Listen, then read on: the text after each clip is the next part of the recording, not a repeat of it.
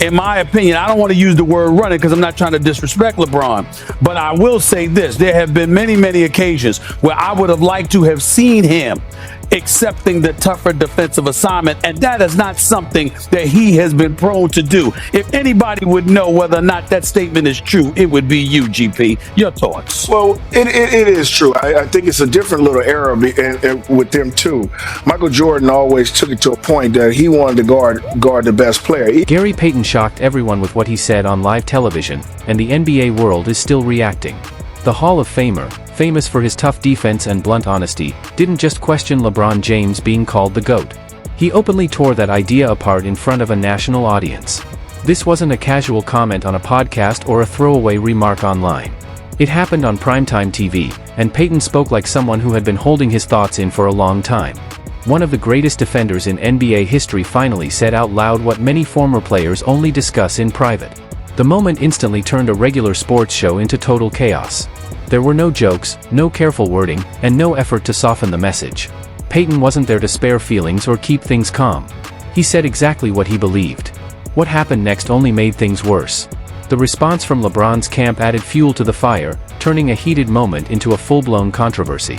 Now fans and former players are asking the same questions. What did Gary Payton say that pushed things this far, and why are NBA legends suddenly picking sides in what's becoming the most bitter basketball debate of 2025? Me by extension, right? And it's just all so tiring right now. I also think another part of it, and I'm curious what you think about this.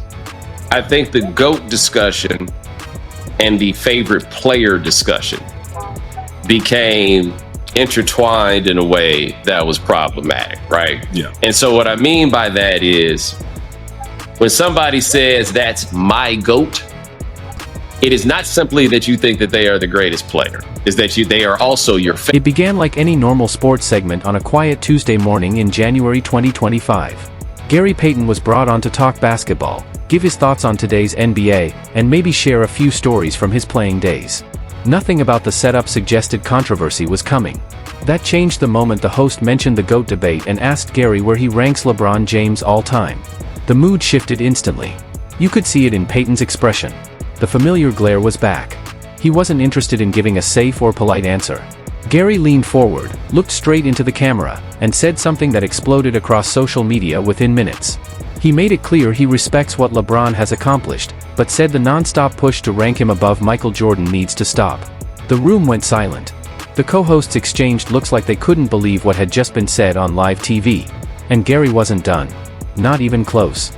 He doubled down, explaining that he played against Michael Jordan and lived through that era firsthand. From his perspective, what he sees today doesn't measure up. He said the competition is different, the physical edge is gone, and that comparisons are being forced to support a certain storyline. The host tried to step in, likely hoping to calm things down or move on. Gary shut that down immediately. He raised his hand, shook his head, and kept talking like someone who had been waiting years to say this out loud. He said if people want to talk about LeBron's stats, that's fine, but then they also need to talk about rule changes, load management, and the rise of super teams. Then he delivered the line that shook the studio. He pointed straight at LeBron's finals record and repeated it slowly so no one missed it: 6 losses. 6. He reminded everyone that Michael Jordan never lost on the final stage and never let another team celebrate a title on their home floor. In that moment, Gary Payton dropped a bomb right in the middle of the NBA media world, and that was just the start. What made this hit so hard wasn't anger or bitterness. It was how focused and deliberate it was. Gary wasn't speaking in vague terms. He went straight after the core of the LeBron GOAT argument, one point at a time. First, he challenged the stats argument. Longevity, total points, and all-around numbers are usually the strongest defense for putting LeBron at number 1. Gary made it clear that numbers alone don't tell the full story, and that's where the discussion turned from heated to outright hostile. He acknowledged that LeBron's numbers look incredible, but said context matters more than people want to admit. LeBron has played for more than 20 years, in an era built around offense. Faster pace, more three-point shots, and far more freedom for scorers have inflated numbers across the board. Gary questioned whether anyone was willing to be honest about that. He pointed out that today's game is designed for scoring, not survival. In his era, defenses could put hands on you. Hand-checking was real. Contact was constant. Every trip into the paint came with a price. He reminded viewers that Michael Jordan played in a slower, more physical league with fewer protections for offensive players. No defensive 3-second rule, no quick whistles, and no wide open space to operate. According to Gary Payton, comparing raw stats without acknowledging those differences makes no sense at all. Is LeBron James the greatest NBA player of all time? Y'all gotta sit back and relax for this one. Just to be clear, I think that's a feelings. I don't think it's a fact. This has been a topic of conversation that has dominated so many talking heads, TV segments, talk radio segments. It's dominated so much of the conversation around the NBA and specifically around LeBron and his career. Then Gary Payton went straight for the heart of the debate. He brought up the finals record, 6 wins and no losses versus 4 wins and 6 losses.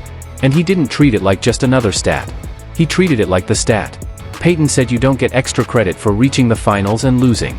In his words, that isn't greatness, it's just participation. Michael Jordan went to the finals 6 times and finished the job every time. Perfect. LeBron, on the other hand, has more finals losses than wins, yet people still want to crown him based on long-term totals. Gary made it clear he completely rejected that logic. The studio went tense. You could feel it through the screen. Gary wasn't shouting, but every word carried weight. This wasn't casual basketball talk. To him, this was personal.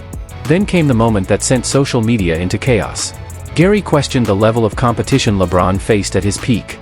He asked which rival from LeBron's prime we'll still be talking about 20 years from now. Kevin Durant? They played together on Team USA. Stephen Curry? Gary pointed out that LeBron had to change teams and build super teams to get past him. Kawhi Leonard? Gary brushed that aside. He clarified that he wasn't saying LeBron faced no competition, but he insisted it wasn't the same grind. He compared that path to what Michael Jordan had to fight through. The Pistons. The Knicks. Reggie Miller and Patrick Ewing.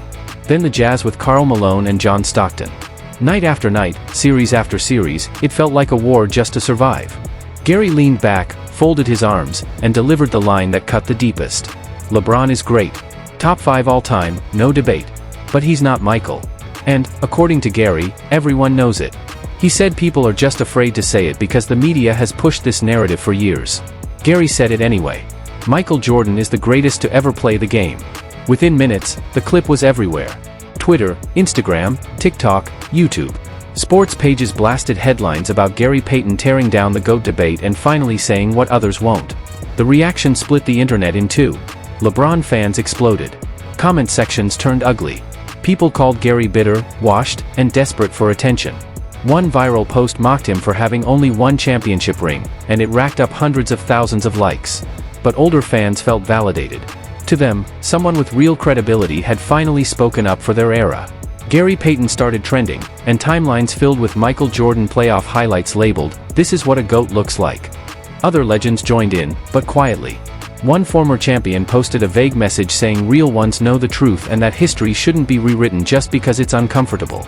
The photo showed him standing next to Michael with trophies. Another Hall of Famer went on record saying Gary said what many were afraid to say, adding that back then, losing on the biggest stage was unacceptable. They played to win, not just to compete. Things escalated when reports surfaced that LeBron had seen the clip. Sources close to him said he wasn't happy. He couldn't understand why Gary went so hard on national television. To understand Gary's reaction, you have to understand who he is. Gary Payton spent his entire career being doubted. He wasn't the biggest or the flashiest, but he was one of the toughest and most relentless competitors the game has ever seen. He built his legacy on defense, non-stop trash talk, and backing it all up.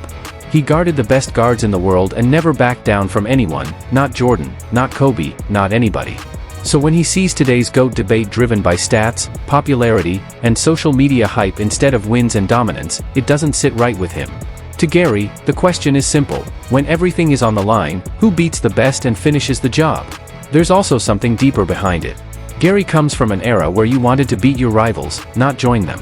Super teams weren't impressive. They were targets. And whether people like it or not, LeBron became the face of that new era, from Miami to Cleveland and beyond. The roster control, the constant changes, the team-building philosophy, it was completely different from what Gary respected.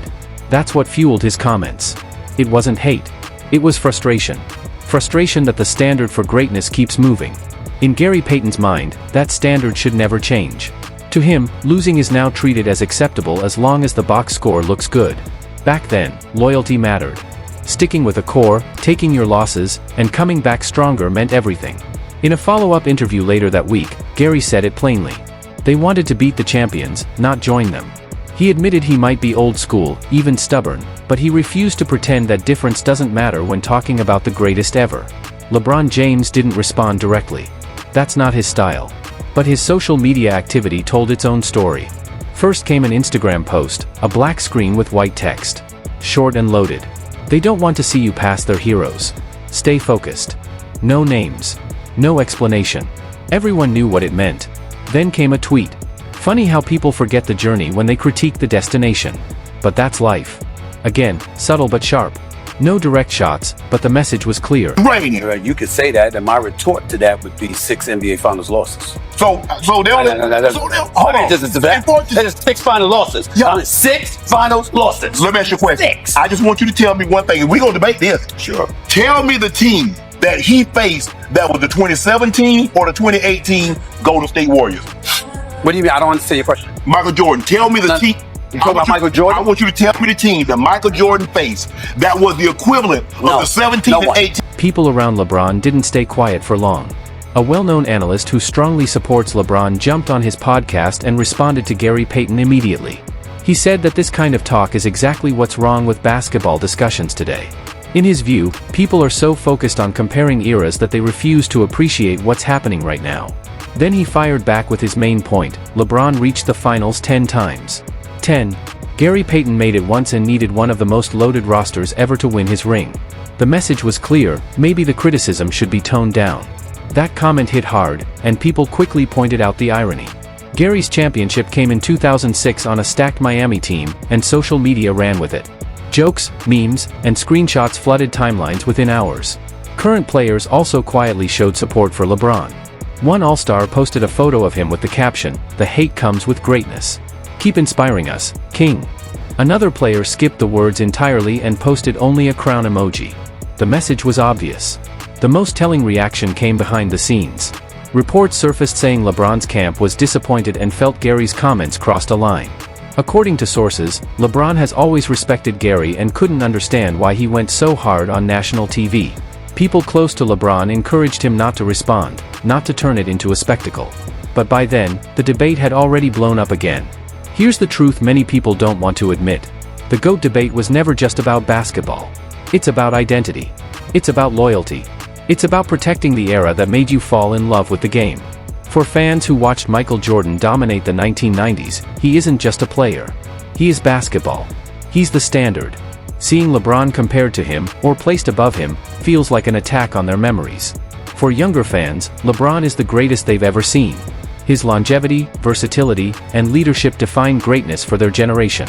When legends dismiss that, it feels like everything they've watched for 20 years is being brushed aside. And the uncomfortable truth is this: both things can be true. Michael Jordan can be the most ruthless, unstoppable winner the game has ever seen. LeBron James can be the most complete, durable, and intelligent force the NBA has ever produced. Different eras, different rules, different paths. But that kind of balance doesn't survive online. Social media doesn't want nuance. It wants one answer. One king. One GOAT. Gary Payton's comments forced everyone to pick a side again. And in doing so, he reminded the world of one simple reality: no matter how many records LeBron breaks or how long he plays, there will always be people who believe Michael Jordan is untouchable. Will Gary Payton and LeBron ever address this face-to-face? Probably not. LeBron is too calculated and media-aware to get into a public back-and-forth with a legend. And Gary already said what he wanted to say. He wasn't looking for approval or applause. He spoke his truth and walked away. That leaves the real question everyone keeps avoiding. Can we appreciate greatness without tearing someone else down? Can LeBron be incredible without diminishing Jordan? Can Jordan remain the GOAT without disrespecting what LeBron has built over 2 decades? Gary Payton didn't think so. He drew a hard line. And once he did, the basketball world split right down the middle. No middle ground. No gray area. Just sides. And now the divide feels deeper than ever. So where do you stand? Is Gary Payton right that the GOAT debate has been warped by media narratives, stat chasing, and non-stop comparisons instead of pure dominance? Or is this another case of older legends refusing to accept that the game has changed and that greatness doesn't always look the same as it did 30 years ago? Both sides feel attacked. Old school fans feel their era is being erased. Younger fans feel their hero is constantly being discredited. And social media keeps pouring fuel on the fire every single day. This debate isn't just about rings. It isn't just about stats. It's about pride, memory, and the version of basketball that shaped you. Gary Payton didn't create this argument, but he said out loud what millions have been thinking and were afraid to say. Whether you agree with him or not, he forced the conversation back into the spotlight. That's why this became the biggest basketball debate of 2025. Legends are choosing sides. Fans are digging in. Comment sections are turning into battlegrounds. And somewhere, Michael Jordan is probably smiling, knowing that decades later, his name still sets the standard for the people who actually faced him on the court. Now it's your turn. Who's your GOAT, and why? Not just highlights. Not just vibes. Real reasons. Drop your take in the comments and let the debate continue.